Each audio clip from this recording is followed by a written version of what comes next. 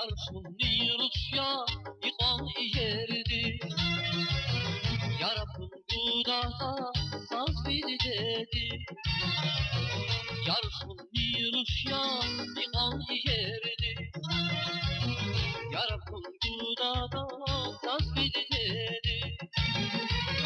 Kula kula bir kız para Uşağı köşevine yar uşağı.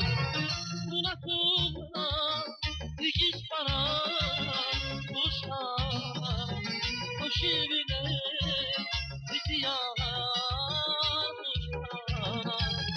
Yarısın bir uşağı yıkan yerdi rahmın ehlir bir uşağına. Yarısın bir uşağı yıkan yerdi rahmın ehlir bir uşağına.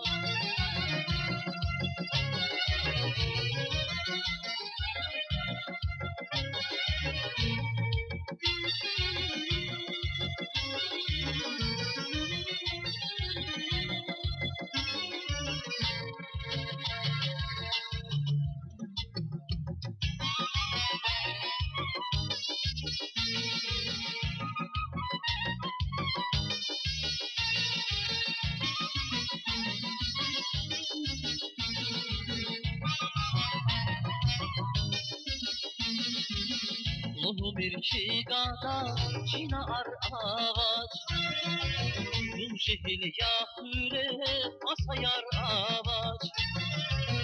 Ulu bir çigada çınar ağaç, Rum şehil yahüre masayar ağaç.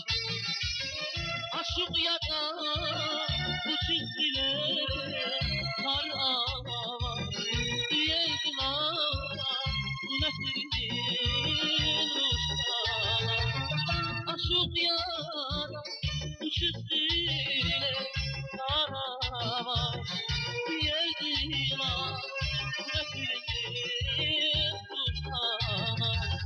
Yarısın bir uşağı yıkan yerdi rahmın ehlir bir uşağına. Yarısın bir uşağı yıkan yerdi rahmın ehlir bir uşağına.